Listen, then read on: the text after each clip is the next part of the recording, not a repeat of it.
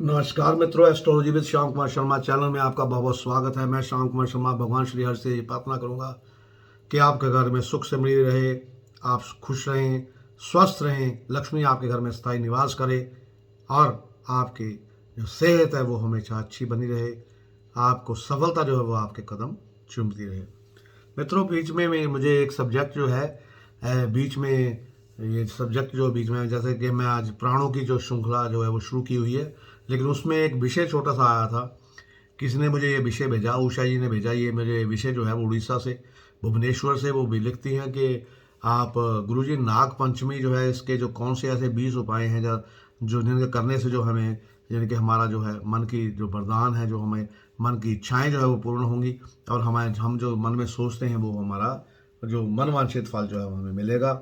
तो मैं उनकी, यानी कि जैसा कि उन्होंने विषय भेजा है तो उसके बारे में ज़रूर बताऊंगा, संक्षेप में बताऊंगा। वीडियो आपको पसंद आएगा।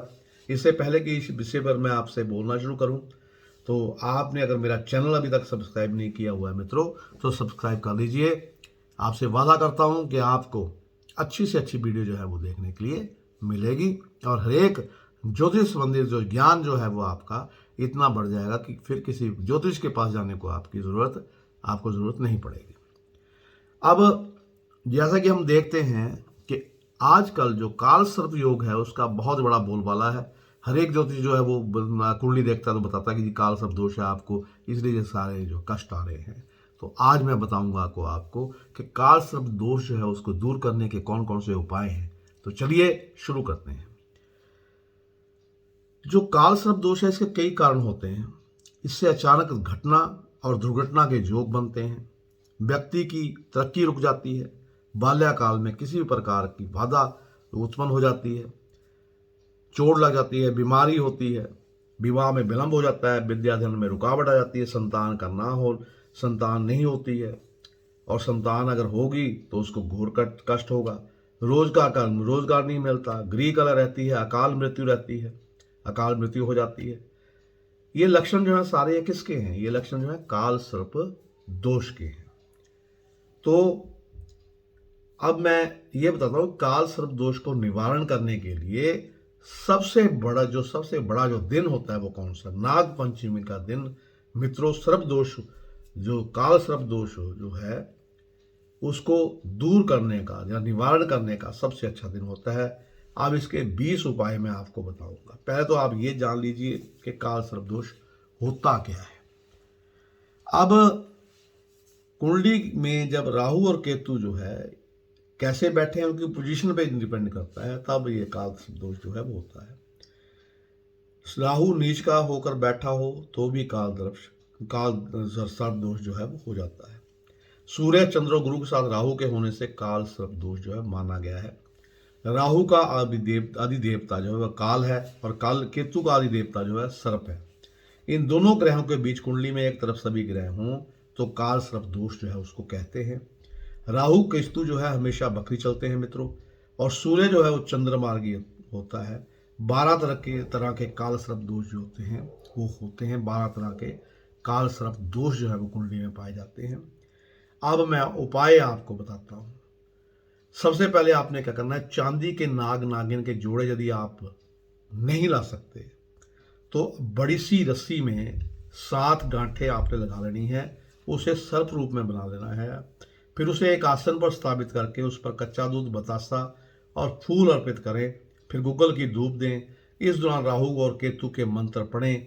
राहु के मंत्र ओम राम राहवे नमः और केतु के मंत्र ओम केम केतवे नमः का जाप बराबर संख्या में करें और फिर भगवान शिव का ध्यान करते हुए एक एक करके रस्सी की गांठ जो है वो खोलते जाएं। फिर जब भी समय मिले रस्सी को बहते हुए जल में बहा दें। इससे आपका काल सर्प दोष है वो दूर हो जाएगा मित्रों। उसके बाद चांदी के 2 सर्पों के साथ ही स्वास्तिक बनाएं और थाल में रखकर इन दोनों सांपों की पूजा करें। एक दूसरे थाल में स्वास्तिक को रखकर उसकी अलग पूजा करें। सर्पों को कच्चा दूध चढ़ाएं, स्वास्तिक पर एक बेलपत्र चढ़ाएं। फिर दोनों थाल को सामने रखकर ओम नागेंद्र हराय नमः का जाप करें। इसके बाद नागों को ले जाकर शिवलिंग पर अर्पित करें और स्वास्तिक को अपने गले में धारण कर लीजिए। ऐसा करने से काल सर्प दोष जो है सर्प भय होता है और जो स्वप्न आते हैं आपको डर वाले, वो सब दूर हो जाएंगे मित्रों। उसके बाद नाग पंचमी के दिन आपने क्या करना है, घर के मुख्य द्वार पर गोबर, गेरू या मिट्टी से सांप की आकृति बनानी है और इसकी विधिवत पूजा करनी है। इससे क्या होगा, आपको आर्थिक लाभ होगा, वहीं घर पर आने वाली काल सर्प दोष से उत्पन्न विपत्तियां जो है वो टल जाएंगी मित्रों, हमेशा के लिए। अब अगर आप नाग देवता की पूजा करते हैं तो उसके साथ ही नाग माता कद्रू, मनसा देवी, बलराम पत्नी देवती, बलराम माता रोहिणी और सर्पों की माता सुरसा की वंदना भी आपको करनी चाहिए। पंचमी के दिन घर में, नाग पंचमी के दिन घर में के आंगन में नागफनी की शाखा पर मनसा देवी की पूजा करने से विष का भय आपको नहीं रहेगा। और मनसा देवी की पूजा के बाद ही नाग पूजा होती है, तो ये भी आप काल सर्प से दोष से, काल सर्प का जो दोष है उससे एक मुक्ति का उपाय है। और क्योंकि पंचमी तिथि जो होती है उसके स्वामी नाग होते हैं, इस दिन अष्ट नागों की पूजा प्रधान रूप से की जाती है। नाग पूजा से पूर्व भगवान शंकर की पूजा की जाती है। इसके बाद आप घर पर ही चांदी के नाग नागिन के साथ इन 8 नागों के मंत्रों के साथ इनकी पूजा करें। कौन से हैं? अनंत, बासुकी, तक्षक, करकोटक, पदम, महापदम, शंख और कुलिक, ये 8 जो हैं इन नागों की आप पूजा करें। इनके बाद पूजा करने का उनके चित्र या मूर्ति को लकड़ी के पाट पर विधिपूर्वक स्थापित करके पूजन करें। मूर्ति पर हल्दी, कुमकुम, रौड़ी, चावल और फूल चढ़ाकर पूजा करते रहें। उसके बाद कच्चा दूध, घी, चीनी मिलाकर नाग मूर्ति को अर्पित करें और पूजन करने के बाद सर्प देवता की आरती उतारें और अंत में नाग पंचमी जो कथा है वो आप जरूर सुने। और आस्तिक मुनि की दुहाई नामक वाक्य घर की बाहरी दीवारों पर सर्प से सुरक्षा के लिए किया जाता है। जैसे किसी घर में अचानक सांप आ जाते हैं, कुछ भी आ जाते हैं, तो आपने घर के बाहर क्या लिखना है? आस्तिक मुनि की दुहाई। और इस वाक्य को घर की दीवार पर अगर लिख देंगे तो उस घर में सांप जो है प्रवेश नहीं करता और काल सर्प दोष जो है वो नहीं लगता मित्रों। और अगर आपकी कुंडली में काल सर्प योग, पितृ दोष होगा तो आपका जीवन जो है वो कष्टदायी हो सकता है और अनेक प्रकार की आपको परेशानियां उठानी पड़ सकती हैं। और जहाँ तक इस योग से आप मन ही मन आप घुटते रहेंगे, कुछ कर नहीं पाएंगे। अगर ऐसा आपके साथ हो रहा है तो आपको नाग पंचमी के दिन श्री सर्प सूक्त का पाठ जो है वो अवश्य करना चाहिए मित्रों। अब त्र्यंबकेश्वर में, नासिक के पास जो त्र्यंबकेश्वर नाम के मंदिर हैं भगवान शिव का, उसमें काल सर्प दोष की शांति कर्म जो है वो करवाएं वहाँ जाके। और किसी पवित्र नदी के तट पर तीर्थ स्थान में शिव सानिध्य में प्रयोग जो है वो आप ये करें, पूजा पाठ करें और शांति कर्म कराएं नाग पंचमी दिन, तो आपको विशेष लाभ मिलेगा। नाग पंचमी पर राहु और केतु के मंत्रों का जाप करें या करवाएं। राहु मंत्र आपको बता ही दिया था मैंने, ओम भ्राम भ्रीम भ्रूम से राहवेन में।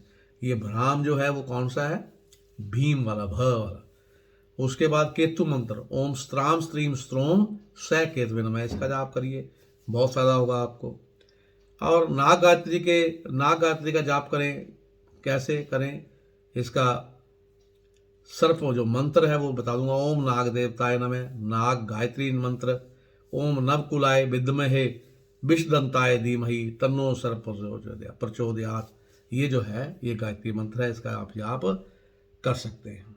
अब ऐसे शिव मंदिर में जाना है जहाँ शिव पर नाग मूर्ति विराजमान ना हो, तो अगर विराजमान हो तो ठीक है, अगर वहाँ विराजमान नहीं है तो प्रतिष्ठा करके उसमें नाग की मूर्ति उसमें शिव जी के लिंग पर चढ़ाएं नाग। और इसके लिए विशेष दिन जो है वो नाग पंचमी का होता है। उस दिन वो जो आकृति है वो उस पर शिवलिंग के साथ लगाकर आप उनकी पूजा कर सकते हैं। श्रीमद् भागवत का और श्री हरवंश पुराण का अगर आप पाठ करेंगे नाग पंचमी में, तब भी आपको बहुत बेनिफिट होगा। नाग पंचमी में दुर्गा पाठ करें या करवाएं, तब भी आपको बेनिफिट होगा। भैरव उपासना अगर आप नाग पंचमी के दिन करते हैं तो वो भी बहुत बेनिफिट है। और भैरव बाबा के अगर आप मंदिर में जाते हैं तो वहाँ जाकर कच्चा दूध चढ़ाएं। और महामृत्युंजय मंत्र का जाप भी आप करें। महामृत्युंजय मंत्र मैं बता देता हूँ आपको कौन सा है। ओम होम जूम से, ओम भूर्भुवः से, ओम त्र्यंबकम जजामहे सुगंधिम पुष्टिवर्धनम और वारुकमीव वंदनात् मृत्यु मोक्षे मामृतात्। और उसके बाद अगर आप देखते हैं किसी स्पेन ने नागों को कैद कर रखा है, सर्पों को कैद कर रखा है, तो उसको छुड़वा के आप मंगल में उसको जंगल में छोड़ाइए, तब भी आपको बहुत बेनिफिट होगा। घर में नाग पंचमी के दिन घर में फटकड़ी, समुद्री नमक तथा देशी गाय का गोमूत्र मिलाकर पोछा लगाएं तथा गूगल की धूप दें। और नाग पंचमी के दिन नाग देवता या शिव मंदिर में जाकर झाड़ू लगाएं। धर्म स्थान की सीढ़ियों पर 10 दिन तक आपने पोछा लगाएं और माथे पर चंदन का तिलक लगाएं और कर्पूर जलाने से देव दोष व पितृदोष का शमन जो है वो हो जाता है। इसलिए रोटी जो है हमेशा आपने कहाँ खानी है, रसोई में बैठकर खानी है। दीवारों को, अपने घर की दीवारों को साफ रखें, टॉयलेट बाथरूम की सफाई रखें, ससुराल से अपने संबंध अच्छे रखें। पागलों का जो पागल खाना होता है वहाँ पे अगर आप उनको कुछ खाने को देते हैं तब भी आपको बेनिफिट होगा। माथे पर चंदन का तिलक हमेशा लगा के रखें। घर में ठोस चांदी का हाथी जो है रखें। सरस्वती की आराधना करें, मंगल या गुरु का उपाय करें। तो इससे जो है आपको नाग काल सर्प दोष जो है उससे आपको बहुत फायदा मिलेगा। मित्रों, इसी के साथ मैं अपनी वाणी को विराम देता हुआ अब आपसे विदा चाहूँगा। नमस्कार, आपका दिन शुभ हो।